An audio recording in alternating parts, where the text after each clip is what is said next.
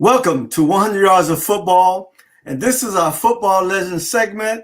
And today we have a very great guest. I'm your host, Bobby Butler, and one of my former teammates, I tell you, all-time greats in the Atlanta Falcon history.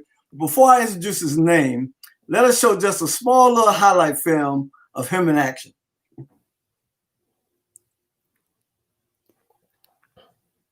There you go, coming out the dugout, Jess. Yes, I wonder if that's our first game, regular season game in the Dome against the Jets. That's bringing back a lot of memories. Man, that was some fun days, man. I'm just fortunate enough to say I played in the black, 3 years. You know what? The same here. I love the black. It was awesome. Absolutely. And looking at some of the highlights now, man, it's just crazy how fast time goes by. Man, and it's amazing how I was able to move like that. Hey, you get a little older, Bobby. I got a sack for you. That's right. He sure did. And look, and he gave me a lot of slack too about the way I celebrated on that play. But look, they go bad his shot. See, I was bringing the hammer down. Back in the day when you are the hammer. You are the hammer. I had no fear, man. You asked me to run through a brick wall, and I would try to do it. Well, I tell you what, man. Now that dirty bird movement I had, that needed a little more work. Well, you didn't practice that like you practice bench press in the weight room. That's right. We'll give you a pass on that. Okay. We'll give you a pass on that. But Jesse, we got a lot to talk about today, and I always like to bring people back a little bit, and watch a little highlight footage of your playing days because, we know the name, but some people forget. And then some of the younger kids never had a chance to see you play. You know what? And that's the best thing about YouTube or any other type of segments like this. So people can see some of the videos and see what we did when we was in our prime, making plays that was tough and hard to make and took a lot of effort. And and it's pretty cool that's what make it special, Bobby, that everything was right there in videotape. So now they can look at it and say, okay, yeah, my dad told me about this, but now I see it. Now I can see it, right? Yeah. I tell you, we experience that, me and Buddy, every summer when we do these football camps, man. And, kids say they're looking for Julio Jones, they're looking for Matt Ryan to show up. And they're former Falcons, right? Here come the guys with, gray mustache and stuff. Right. They'll go home and Google you, man. And they'll come up, I know you now, right? And that is so cool because I hear it a lot too. I'll be out speaking to young people, and their parents will be so excited to see me. And the kids will be looking like, "Oh no, why are you so excited to see him? Who's that guy? Who's that guy?" They go home and Google Jessie Hammer Tuggle, and you see him again. They'll say, "Mr. Tuggle, guess what? I Googled you. I had no idea you can hit like that." Well, we're gonna get into a lot of that, man, today because I just want kids to know and families to know, parents to know as well that that they can't.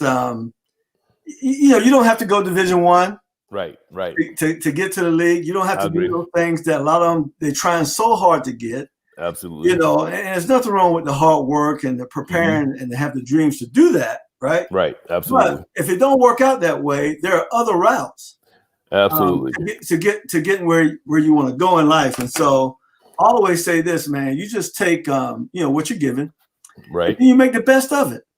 Bobby, that's well said because you're right. When you're a kid, your dream is to probably, if you're a football player playing in junior high and high school, to play at a big D1 school. If it works out, it's great because that's what you work so hard for. Right. But if you got an opportunity to play football somewhere and you're playing it and you love the game and you truly love the game and you get the chance to develop your skill level just by being on the field. Someone said the only way to get better and better is by competing on the field, no matter what level it is, because you don't get no better sitting behind the bench watching someone else play. You get better when you on the football field. So I was fortunate enough to be a 4-year starter, man. So I was able at that point to develop my skill level, and that helped me a ton. Obviously all the hard work in the off season in the gym, and just believing in myself and just going out there and doing it. All that plays a big role too, but. At any level, you got to be willing to sacrifice a lot to get what you want to achieve. And that's what it's all about. Well, there it is. Well, let me just say a few things, and then we're going to start at the beginning, right? All right. So you're from Griffin, Georgia. Yep. Right down south, I-85, I-75. Right? Yep. Just a stone's throw from Atlanta. Absolutely. But one of the things I want to say about Griffin, man, you know, I'm from Florida, and I'm always intrigued by, you know, these cities that have these just from one generation to the next, man. They just have great football players to come. And I don't know what it is. It's the water, it's the soil, or whatever it is, man. But I don't care how far you go back, you're gonna find Griffin players. Yeah. You know, you're right. You know, I grew up right in Griffin, and Griffin has a rich history of producing NFL players. As a matter of fact, out of all the high schools in the state of Georgia, and there are maybe 400 or 500 high schools here. You know, Griffin, Georgia, the Griffin Bears have produced more NFL athletes in all of them combined. So I think out of that school, we might have had 32 guys to make it to the NFL. You know, just from a town of population of maybe 35,000. So that I think that's pretty cool. And like you said earlier, it's the generations. When I was in high school, I dated my wife, DeWan. I was 16 years old. And Rayfield Wright would come to visit. And then Rayfield Wright is an NFL Hall of Famer that played for the Dallas Cowboys. And he would wear his cowboy boots in the house, and I would see him. He's 6'8", and I was like, "Wow, that's the biggest man I ever seen." Until I met Dewan's dad, and he was 6'11". Wow! And so at that point, you know, he said, "Man, maybe you play college football one day, you'll make it to the NFL." Maybe I had no dreams or desire, and wound up, getting a scholarship at Boston State, and then wind up making it to the NFL. And years and years later, he came up to the Falcons thing. He said, "Hey, Jesse, you remember I met you when you were 16 years old?" And listen, that blew me away. He said, "Listen," but Griffin had that rich tradition, though. So, absolutely, with myself and him and Willie Gauld and oh man, so it's so many. Randy Baldwin. I mean, there's so many guys that came out of that town that it's so remarkable. And it's funny. As I can say, and in the future, there'll be more coming out of Griffin, Georgia. Oh yeah, no doubt about it. No doubt about it. So you play high school ball, and you get a scholarship, go to Valdosta State, right? Right. And so you didn't have Georgia, Florida State, Tennessee. You had none of those teams. Right. Look, man, Bobby, right here in the home of the SEC and ACC country, right? Hey, look, out of all the schools here, and with Griffin, great track record because I had 3 cousins play for the University of Georgia. Okay, so. Great track record, but when they came to our school at Griffin, they had a little chart list, and I was 5'11", 180 pounds. But I played outside linebacker, so obviously, Bobby, that's a challenge, right? So you're right. So I had 0 D1 offers. Wow. And only 2 offers from West Georgia and Valdosta State, and West Georgia is only like 45 minutes from my house. I'm like, I'm going to Valdosta, man. At least that's 3 hours away. So I went on to Valdosta, and the head coach down there named Jim Goodman at that particular time. He really sold me on the program. He said, "Jesse, I'm gonna tell you something, man. You got a chance to put your name in the record books here. We're in our 2nd year existence of football ever."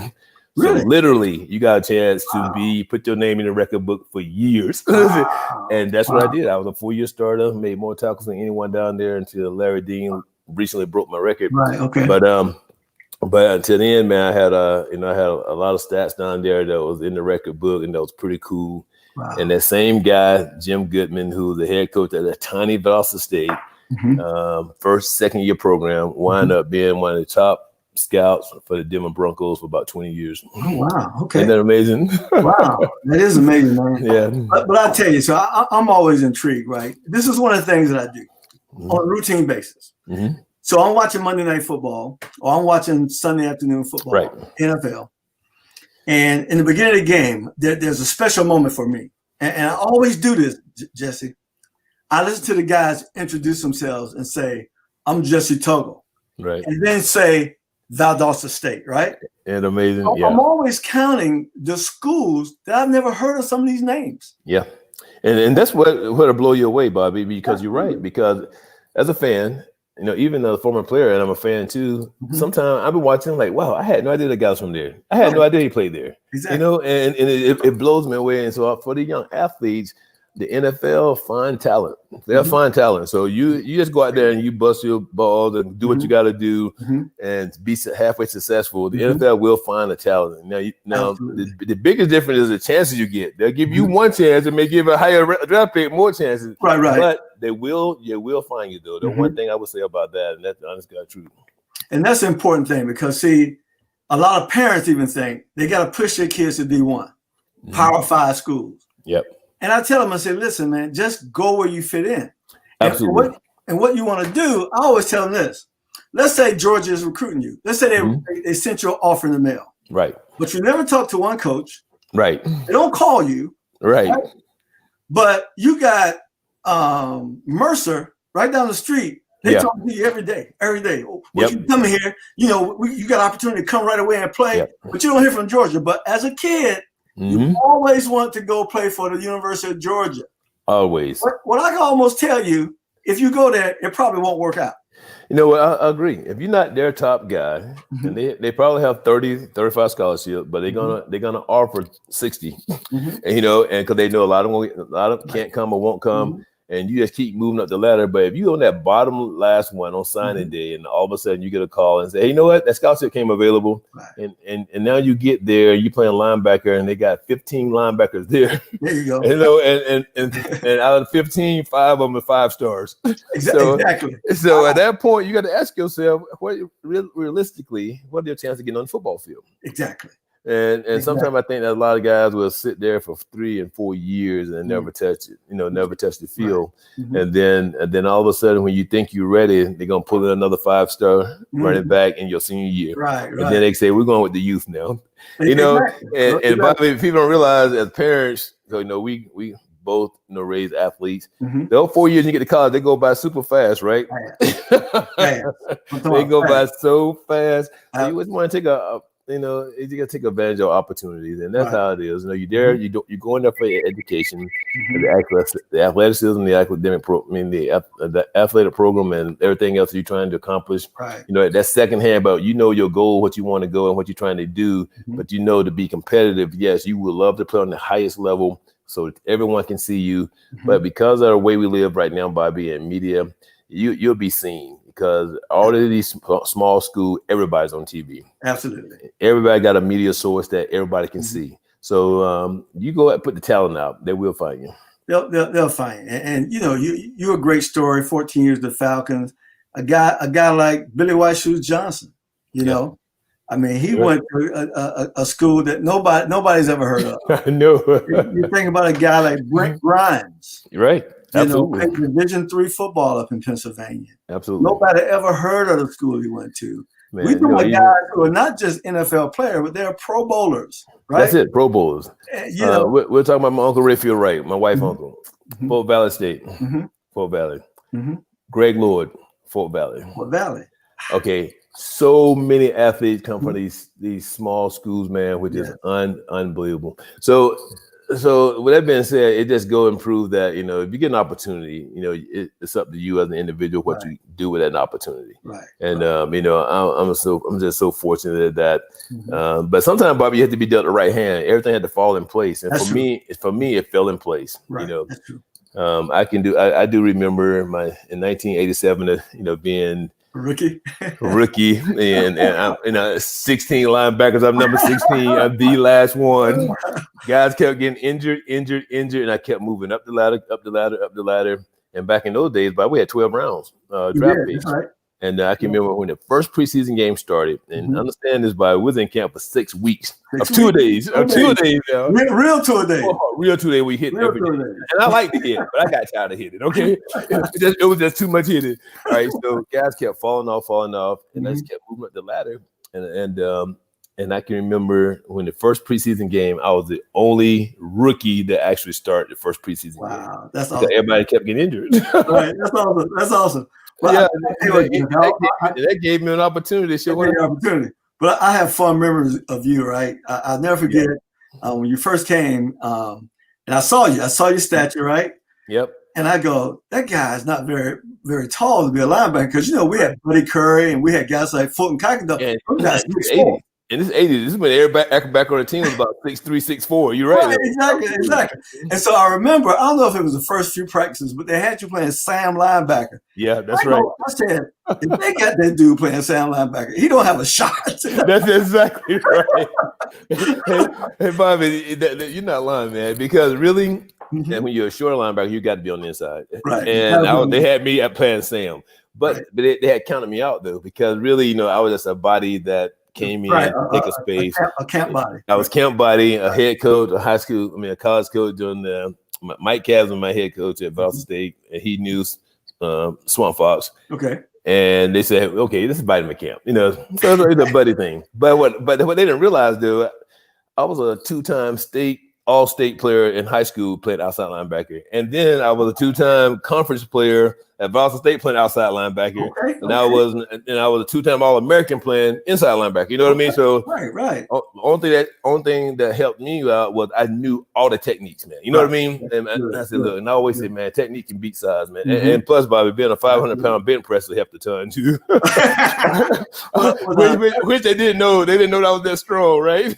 I'm gonna tell you now. In my life, I played. Of course, when you play football, you play with a lot of strong guys, right? Absolutely. But you, the strongest Falcon I ever played with. Wow. Mm-hmm. Now, let the people know, Jesse, how much you used to bench press back in the day? The most I ever bench pressed was 525 pounds. 525 pounds. With about 30 witnesses watching, because it was all in the weight room, and Tim Jurgensen, right? It's Tim. Right. Okay, Tim. Right. Tim stopped everybody and said, we're going to wait in the set. We're going to see can Tuggle do 525. Right. If I can recall, 525, almost like 645 pounds on each side, which the bar was super heavy. You know what I mean? And sure enough, man, once I got the thing lift off my chest, I said, I'm going to push it up. Right. Exactly. Bobby, the last thing I'll tell the guys, the regular fans, is that every year there's a test us on our strength coming in. You know what I mean? In the combine, they test you that how many times you can do 225. Right. But when we used to come in to test the linebackers at 300 pounds. So it was like, how many times can you do 300, blah, blah, blah. So my goal for a 10-year period, I said, well, I'm going to do it 10 times more than any linebacker that comes in, no matter what. Veteran, rookie, I don't care. My goal was, I don't care. I'm going to do it 10 times, no matter. That's awesome, man, guys always get to like 11, 12, 8, 9. I ain't seen too many guys go over 10, you know what I mean? And the most I ever did, 300, I did like 22 times, something like that. That's crazy, man. Man, which is ridiculous. That's crazy, man. That's crazy. That was back in the day. It's funny. So I've seen you bench press like that. And of course, my college teammate, Ron Simmons from Warner Robins, Georgia. Oh, yeah. As a freshman, I saw him bench 500. Unbelievable. For a freshman, man. Think about that. That's crazy. And then at the high school all-star game, there's a guy from Fort Pierce, Florida named Doc Lucky, played at Florida. Okay. He's a tackle. I saw him bench 500 at the all-star game. Unbelievable. And that was in high school. Think about that. That's unbelievable, man. That's unbelievable. I'm 135, 140 pounds. I watch you guys do this. I'm like, man, I ain't got a shot to do this. I don't have a shot. Man, Bobby, the funny part about watching guys like you, man, play in the league is like, you were smooth as butter, athletic, a little athletic, and just lean, man, and can run all day. I remember one time I was talking to you, and you was telling me that, hey, man, I was the best athlete on my high school team. I played quarterback. That's right. Is that true, Bobby? That's right. Look. So by the time you got to Florida State, so you're more talented than everybody down there playing a different position. Right, their position, exactly. That is awesome, though. And it allowed me. Let me tell you, I was fortunate, Jesse, because coming out of high school, I weighed 145 pounds. Unbelievable, right? Okay, so when I went to Florida State on my recruiting trip, the assistant coach and my high school coach told me, say, look, now when you go and meet Coach Bowden, don't take your jacket off. Okay. You got to keep your jacket on. And I'm like, why I got to keep my jacket on? Now, they ain't telling me why. Right. Hey, man, whatever you do, don't take that jacket off. That doggone wrong, right? So I go in there, man, and he got it was at the end of the year. It was in November, and he had the heater on in the room. And man, I'm in there sweating like a dog. Right. All right. They had told this man I weighed 170 pounds. Oh my Lord. Right. And so I go to camp, Jesse. And so think about it. You got to weigh in the morning. You have to. Yep. And you got to weigh out. Absolutely. After practice. So Jesse, I'm coming in the afternoon like 135, 130. Unbelievable. And so I didn't know this at the time, but they used to get a lot of arguments about me. I said, I thought y'all said he was 170 pounds. Right. The kid only weighed 140 pounds. Y'all, that's ridiculous. So that happened. And here's what happens next. Right. I go to practice one day, and we run this drill. Okay. We threw a pop pass to our tight end, and I knocked him out unconscious. Wow. That's all it took right there, Bobby. That was it. He was convinced. It was a done deal. And so I'll never forget what that meant for me. So that night I went into the dining hall, dinner after practice, Right. And as I was walking to the door and got my tray, Okay. the captain of the team, who was a senior, he saw me going there. He said, Butler, no, you sit with us now. Awesome. Right? That's all it takes, man. Changed my life. Just That's making plays. That's it. You Just make making plays. plays. And that's how it is. And nothing with all the young people who listen, they got to understand when you get the opportunity, and that's the best thing about getting on the field or even at practice, you just need to make a play when it counts. Exactly. And the creative part about it, Bobby, I think making plays is something you prepare yourself for, but it's a more of a reflex thing than actual, let me just make sure I do this right. I mean, you're trying to do everything right, but your natural instinct kick in, doesn't it? Because I made so many plays. If I thought about it too long, I couldn't figure out how to make them. It's just a natural, instinctive thing to do. And then that's what coach is looking for. So you young athlete up there, just be yourself, and just let things happen. Because the more relaxed you are, though, and you being yourself, and you know you got the talent because you're there. Right. You train, you know you're already strong enough and fast enough. Absolutely. Now, just be yourself and make plays and just let it happen. And then from that point on, man, some great things happen for you. That's it. So, all right, Jesse. So you played, 15 seasons in the league? Yes, sir. Played 15 seasons in the league. Your first 7 out of that 15, was a time, was it what I call the old school NFL? Unbelievable. I don't know. To be honest with you, Bobby, I don't know how I made it. if I wouldn't have, I don't know. I mean, I thought I was in great shape and I worked hard in the gym during the off season, on the gridiron, away from the gridiron. Right. But to this day, right now, I got more respect for guys like Buddy Curry and Joel Williams and Tommy Nobis. You know, some of the older guys, and you too, Bobby. But you didn't play linebacker. You know what I mean? But from a guy who had been in the trenches. It was unbelievable hitting. So now I'm gonna tell you something, Jesse. Yeah. Now when I got to the Falcons, right? Okay. Now we all do this with each other. Yeah. Now I came to Atlanta. I weighed 155 pounds. Right. I was a first round draft choice. Right. But like you said, I could outrun everybody. Absolutely. Right. Absolutely. Nobody in the draft could outrun me in 1981. I was the fastest 40 guy in the draft in 1981. Right. Right. So I know the players on the team.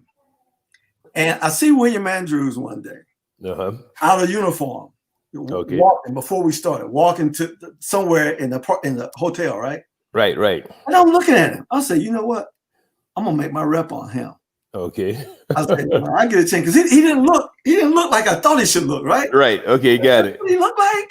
Man, I'm gonna knock him out. Right? I said, I'm gonna get a name on that dude, right? Right. But we go to the first practice, and William come out. He got them big old thigh pads. He got that neck roll on, right? Right. I mean, he looked like a stud, right? Right. With the uniform on, right? Yep. And so we were over there doing one-on-one with the receivers, right? And the linebackers and running backs were going through that blocking drill, right? Where they trying to block y'all trying to rush passes. Absolutely. Jesse, that goddamn William Andrews was knocking linebackers out. I mean, he just knew all the leverages, man. This dude had the biggest thighs and body. Unbelievable. When I saw him put khaki doll on the ground, right? Oh man. I better leave that guy alone. I'm gonna be myself hurt. Look, man, I'll tell you what, William, I had watched William play for so many years. And when I first saw him, and William, when I was coming in, William had got injured the year before. So he really didn't play with me in my rookie year. But Gerald was there. Big, huge. I'm looking at these backs like, man, these backs are so much bigger than me. It's just ridiculous. Because I was like 5'11", you know what I mean? 230. And just watching those guys, man, But then see another thing with me too. I was playing. I was an outside linebacker playing Sam. Right. Speaking of the late Arthur Cox, who just recently passed. Yeah. Cox was one of the strongest, powerful. You remember how big he was? He was and these were guys who weren't tight ends to catch balls. They were tight ends to block linebackers. You know what I mean? Absolutely. And defensive tackles. And man, we used to do one-on-ones, man, where this guy would come up and just drive the ball. So just drive in. So my goal was, I remember Coach told me in high school, Jesse, use your strength and use your leverage. Listen, I was squat so low, Bobby, and get down so low, so I get up on the shoulder pad. I said, once I get under the shoulder pad, it's a wrap. And then I used to hear all the tight ends talk. They say, man, when we go against the guy, let's don't go against that short choker guy. He goes, man, you can't get up on him, man. You can't get up on him. But it's cool when you develop a good relationship. Yeah. Guys start to respect you. You know what I mean? But you said something that's strong, and I hope all these young guys who are listening to this show understand leverage. Yes. And so leverage comes, a lot of times it comes with your stature, right? Absolutely. And who you're playing against. But a lot of times it comes with just learning technique. And getting stronger in your legs so you can make that explode from your hips, right, Bobby? From your hips, right? Think about this right here. Think about all the big hits you had at 135, 140 pounds. Mm-hmm. But you knew the leverage, though. You knew leverage, you knew angles. Absolutely. And you knew when you come out to your hips, somebody going down. They are going down. I learned something in college when I was a young man, right? And I learned because back then in college, everybody was running wishbone and everybody was running veer. You run option plays. Absolutely. So you're out playing corner. I play strong corner, which I played to the wide side of the field. Okay. But if the quarterback brought the ball down the line, like an option coming toward the line, or a tough sweep, and that tight end block, I had to come to support all the way out there in left field. So imagine that happening now. They come to the wide side, but I'm out there and I'm getting there. I'm running 4.3 when I get there. Right? That's no doubt. I'm 100 miles an hour. I'm not breaking down, and I take my lead blocker fullback, and I'm telling you, I'm blowing it up. Right, that's it. And I learned that in college from Bobby Jackson. Okay. Remember Bojack? Oh yeah, no doubt. Yeah. I learned that from him because he was a shorter guy. I said, he would do that. I go, man, how you doing that? He was like 170 pounds. He knocking people out. And so I got the nerve to say, look, he just running there. I'm gonna do it too, right? Right, that's it. But then I learned leverage. And then I came to Atlanta. Our first year, I'm playing in short yardage. Okay. All right. And I've never seen this before. Now we're playing professional football, but I've never seen this done before. All right. They run a sweep, and Van Note is a center. Wow. Van Note snapped the ball, and he's pulling. He put the center pull. Yep. See, you have to have an athletic center to do that. Yeah. Right. And so he comes to block me, and I'm looking at him. I go, shoot, he can't get under me, right? Right. And before I know it, Jeff had got under me, man, and lifted me off the ground. Oh man, how do you do that, right? Technique, leverage. Man, unbelievable. Leverage. Man, I tell you what, I used to beat so many 300-pounders. Oh, absolutely. 6'4", 6'5", that because I was stronger and I used great leverage. Right. The only guy that I figured that really embarrassed me one time on national TV on a Monday Night Football game. It happened to be Monday night. Mm-hmm. And we're playing the Cowboys, and it was Larry Allen, dude. Larry Allen, Larry was a freak of nature, though. He's 6'4", 6'5". Yeah. But not only that, he probably was a 550-pound bench presser. And ran a 4.7 40. Listen, I got him on tape right now, running down some people on the interception. That's what I'm trying to tell you, right? Man, that dude blew me up. And that, you know what? I might have hit my Pro Bowl year that year because I can remember John Madden saying, and he's like, what's Jessie Tuggle on this play? Yeah, he got Pro Bowl potential, but watch him get blew up on this play here. So when you have a Hall of Famer guy that blow you up on national TV, he's a 3 or 4 time Pro Bowl already. You're like, okay, I think they helped you a little bit, but that ain't the way you want to get the recognition. Exactly. But that was hilarious. So Jessie, all right. So tell me about this. All right. So you played in the old dinosaur days with me, right? But then in 1993, we signed a new collective bargaining agreement, and then we had free agency. Absolutely. Now you had a chance because at that time you were a Pro Bowler, right? You had an opportunity to leave Atlanta, and make a whole bunch of money, but you always stayed. Yep. So tell me about that because the mindset, how the mindset is, dude. This game here, NFL stands for not for long. Yeah, you're right. Make as much money as possible before you're out the door.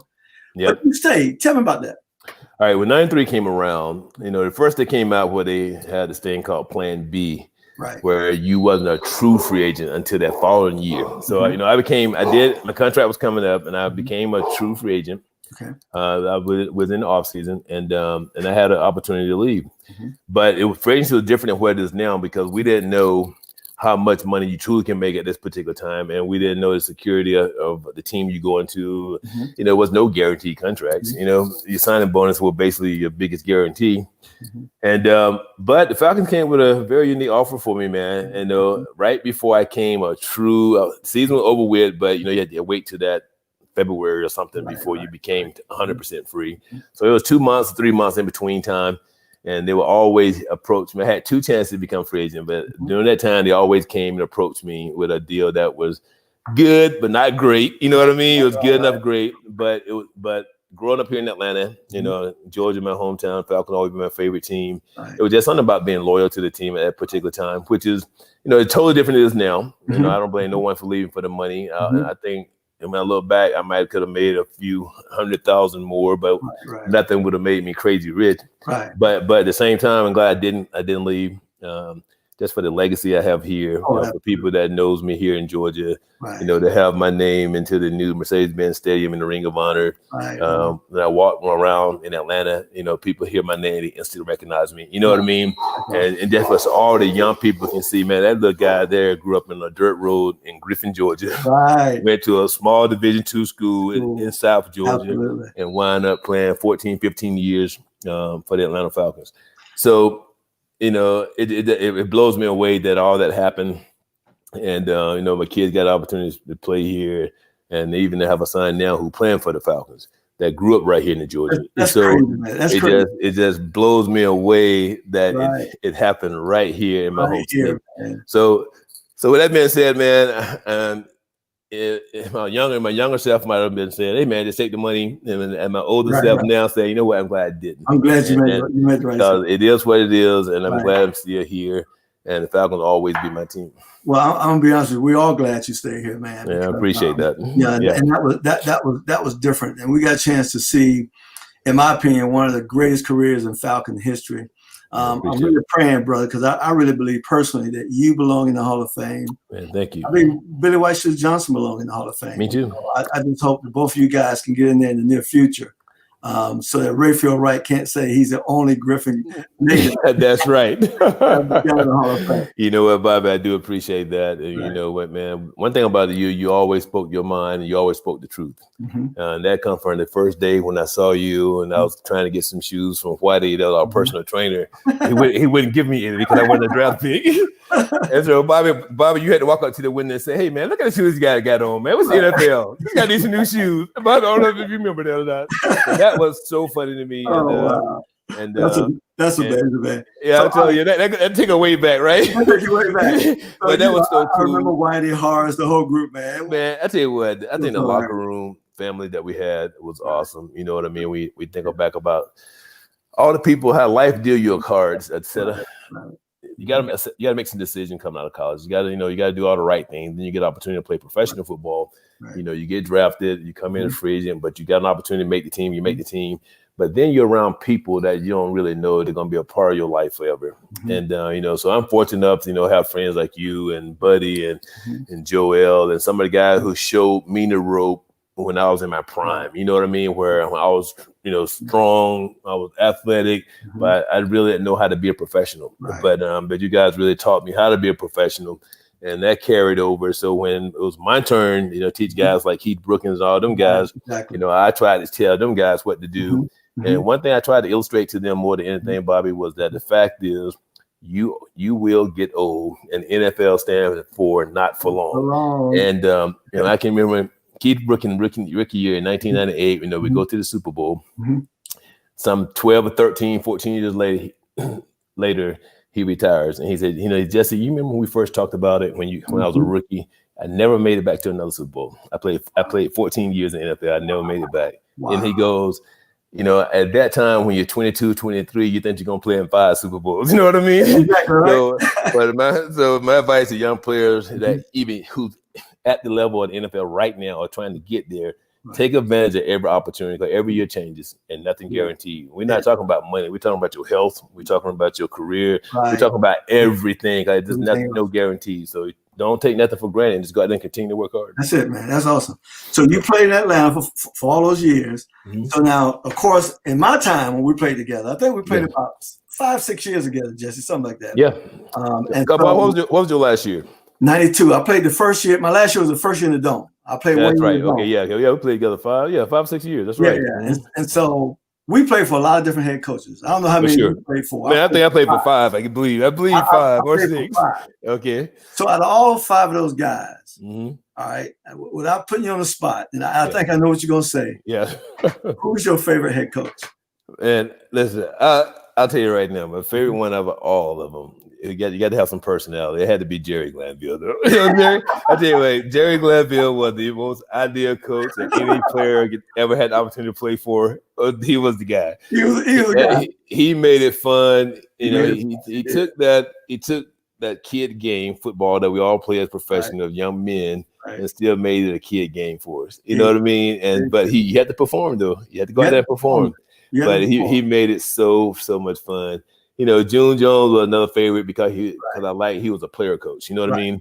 But as far as the most exciting coach, it had to be Jerry. Jerry was unbelievable. I got so many stories about Jerry, it's just ridiculous. But I enjoyed my time when I played with Jerry. Well, Jerry coached me twice. Did he really? Oh, when wow. I was a rookie, he was a defensive back coach and defensive coordinator. Oh, wow. Under Lehman Bennett. Oh, okay. And Shive was a linebacker coach. See, I remember Shive. That was Shive.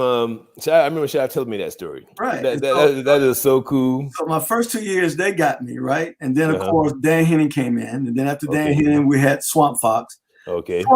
I tell you what, I learned so much under Marion Campbell. Okay. Because I had Fred Bruner was a DB coach, and he I remember Fred. Down. And when I learned how to do that, man, I believe that's why I played a little bit longer than normal. Okay, great. I was like a player coach out there, and I can figure things out without needing all the athletic ability anymore. Absolutely. Right. And so he taught me how to study film.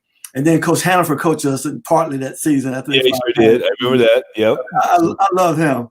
And then Jerry came back at the end. Now, I'm going to tell you something about June Jones. Okay. June Jones and I were teteammates my rookie year. Man, come on, Bobby. I had no idea that. Man.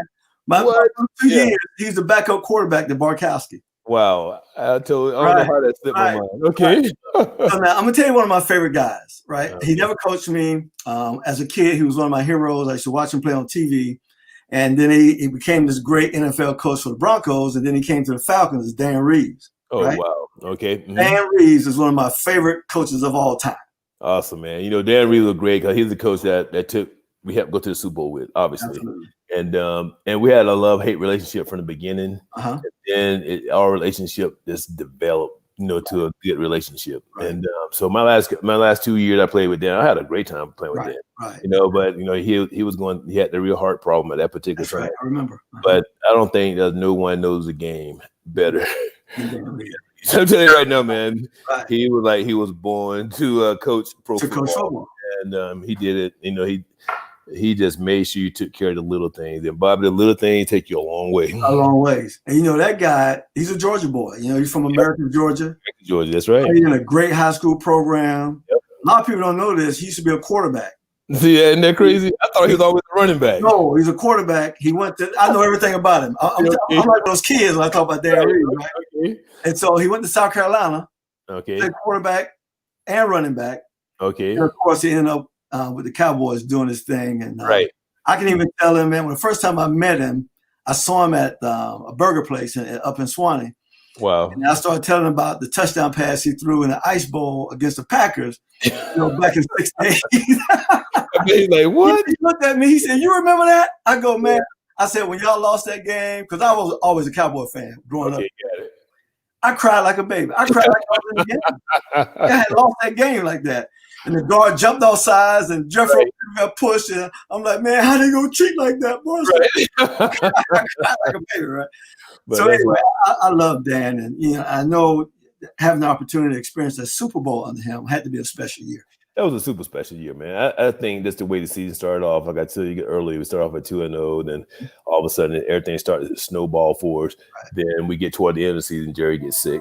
I mean, Dan gets sick, and so he had the heart problem. Then everybody wanted to win for him, man, because he had put so much work into it. And I think that even motivated not only me but the entire team to say, "Hey, look, man, this is our year. This is our year to go do it." Then when he came back to coach the NFC Championship game, we go out to Minnesota and no one in the world think we can beat. Yeah, right. Exactly. And we shocked the world that day. And that's what took us to the Super Bowl. And guys like Morton Anderson, he is like, when that ball went through the upright in that last field goal, and it was like unbelievable. Unbelievable, man. Gary Anderson, who haven't missed all year, he finally missed a field goal. So, it was a remarkable season, and it was done, with a remarkable coach. We had a remarkable team. There were just so many things that fell in place. Obviously we didn't win the game in Miami, but Elway was extremely hot. And it was just a crazy kind of. It was a crazy whole weekend. It was a whole crazy weekend, man. It was a crazy weekend all the way around. I tell you what, I got to tell you this though. Yeah. So I go to the game, right? Because even though I'm not on the team, man, I'm so proud because I can remember all the rough times we had. And the crazy thing, Jesse, about some of the teams that we played on together in Atlanta, we had great personnel. Yeah, I just couldn't figure out why we couldn't really get it together, right? I agree. And so going to that game, I never forget when I went to my seats. When me and my wife went to our seats. Okay. And it was like 3 rows of former Falcons, man. You could just see them all down. Wow. It was just a proud moment, man. And that's so good to hear, because even for the fan out there, this story I haven't heard before, because as a player, you're doing it for yourself, your family, your city, your teammates, and for all the players who didn't get the opportunity to do it. You know what I mean? So even on that particular day, I just felt proud to be out there representing the Falcons, on that particular game. And, but for you to tell me, because I heard about the ex-players coming, but for that, I can imagine them sitting right there, and they're on edge like we're on edge. Like they probably playing the game like we're playing the game. Because something inside of you that when on game day, your heart beat, man, because we're trying to win it for everybody. You know what I mean? I'm trying to win it for my team and my family, but also for the city of Atlanta. Right. They haven't had a Super Bowl championship here. It had so much, at stake. Yeah, man. It was so tough, and we would never pick to be that in the first place, but have an opportunity to be a world champion. World champion, man. It was the biggest thing in my life. I'm not kidding. And I wanted that game so bad. Right. And I can remember after the game, Bobby, my son Justin, who at that time he was 9 years old, and he was just crying so bad after the game, and I pick him up, and me and Dwan walk into the car with him. Right. And I said, Justin, don't worry about it, man. It's just a football game. And he said, no, Dad, I'm not worried about me. I'm worried about you. Wow. I know how bad you want to win. Wow. When you don't tell you something like that, Bobby, it almost right. Exactly. I wanted to win. I wanted you to win for you, Dad, because I knew how much. That's awesome. But that was pretty cool, man. Just so games like that, people call pro football or pro sport just a game, but they're more than a game. They touch so many people, man. Right. So many people got a lot of blood, sweat, and tears in this game. Right. All the years. So we're able to touch a lot of veterans like yourself that played, and the current players and coaches and their families, and most of all, the whole city, man, was fired up for that. It was on fire. I'll never forget that. Yeah. But just real quick, we run out of time here, but just let the people know about the next generation of Tuggles. All right. Let you know about your kids. But before you start, I want you to start with that tennis player. All right, I'll start with my wife then. Now, she played tennis first. I'll start with her first. She's an athlete. Right. I don't get to talk about her. She's a good athlete. But my daughter was a 2-time state champion in track, but then wound up going to be a 4-year start at Butler State playing tennis. Wow. So out of all the time, I always thought my daughter Jessie was more athletic than Justin and Jared. Growing up, she was like, as different ages, she was so athletic. But I'm so proud of Justin too, man. My oldest son, that wound up, being played quarterback his whole life. At the level where you get 13 D1 offers, and you wound up going to Boston College. Boston College coach sat here, offense coordinator came and sat in my house. I'm here now and said, "Look, man, Matt Ryan leaving in about 2 more years. He was my kid when he was in the 11th grade. We think your kid got an arm just as good as Matt." So when someone sitting there and say it to you at a D1 level, you're like, okay, he's a true quarterback. Right. Wound up, he never got an opportunity to play on the D1 level at quarterback, but then he turned to a linebacker and made it to the NFL. Played out of Kansas State, out of 125 guys on the team, only 3 guys made it to the NFL. He was one of the 3. Only played linebacker 1 year. Wow. Unbelievable story. Proud of him. Still playing in CFL. Then my young son Jared comes along. And his biggest thing growing up was always thick and strong.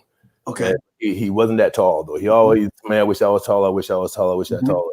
Even when we talked about how University of Georgia would offer these guys, but he was waiting for that Georgia offer, waiting for it, never did get it. But why not? Because when he came to Clemson, When he went there, it was like home sweet home. Yeah, see, there it is.